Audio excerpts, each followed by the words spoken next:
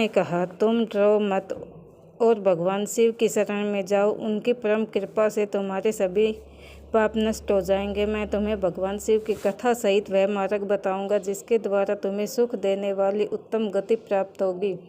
ब्राह्मण बोले, नारी, तुम सौभाग्यशाली हो जो भगवान शंकर की कृपा से तुम्हें वैराग्यपूर्ण शिव पुराण की कथा सुनकर समय से पहले अपनी गलती का एहसास हो गया है।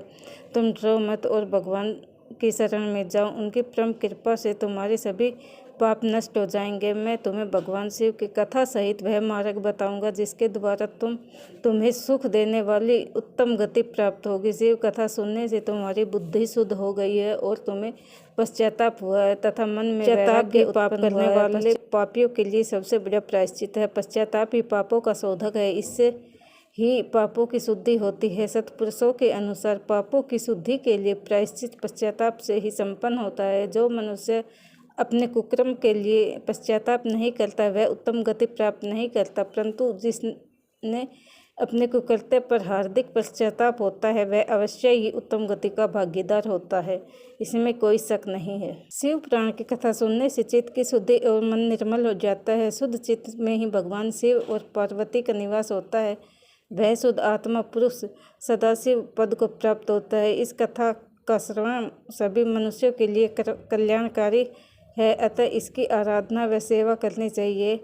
यह कथा बहुबंधन रोग का नाश करने वाली भगवान शिव की कथा सुनकर हृदय में उसका मनन करना चाहिए। इससे चित्त की शुद्धि होती है।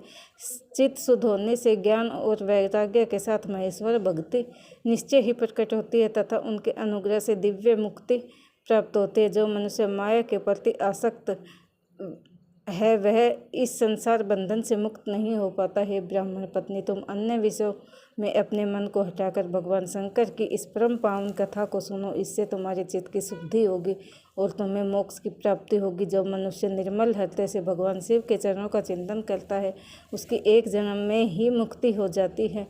सूत जी कहते हैं, शौनक यह कहकर वह ब्राह्मण चुप हो गए। उनका हृदय करुणा से भर गया, वे ध्यान में मगन हो गए। ब्राह्मण का उक्त उपदेश सुनकर चंचला के नेत्रों में आनंद के आंसू छलक आए। वह हर्ष भरे हृदय से ब्राह्मण देवता के चरणों में गिर गई और हाथ जोड़कर बोली, मैं कृतार्थ हो गई है। ब्राह्मण शिव भक्तों में श्रेष्ठ स्वामीन, आप धन्य हैं। आप परमार्थदर्शी हैं और सदा परोपकार में लगे रहते हैं। साधु मैं नरक के समुद्र में गिर रही हूँ, कृपा कर मेरा उद्धार कीजिए। जिस पौराणिक व अमृत के समान सुंदर शिव पुराण की कथा की आप बात अपने सुनकर ही मेरे मन में वैराग्य उत्पन्न हुआ है। उस अमृतमयी शिव पुराण कथा को सुनने के लिए मेरे मन में बड़ी श्रद्धा हो रही है, कृपया आप मुझे उसे सुनाए। सूत जी कहते हैं, शिव पुराण की कथा सुनने की इच्छा मन में लिए हुए चंचुला उन ब्राह्मण देवता की सेवा में वहीं रहने लगी। उस गोकर्ण नामक महाक्षेत्र में उन दोनों ब्राह्मण देवता के मुख से चंचुला शिव पुराण की भक्ति और ज्ञान और वैराग्य बढ़ाने वाली, मुक्ति देने वाली परम उत्तम कथा सुनकर कृतार्थ हुई। उसका चित्त शुद्ध हो गया। वह अपने हृदय में शिव के सगुण रूप का चिंतन करने लगी। वह सदैव शिव के सौम्य स्वरूप का स्मरण करती थी। तत्पश्चात अपना समय पूर्ण होने पर चंचुला ने बिना कष्ट के अपना शरीर त्याग दिया। उसे लेने के लिए एक दिव्य विमान वहां पहुंचा। वह विमान शोभा साधनों से सजा था एवं शिवगणों से सुशोभित था। चंचुला विमान में शिवपुरी पहुंची।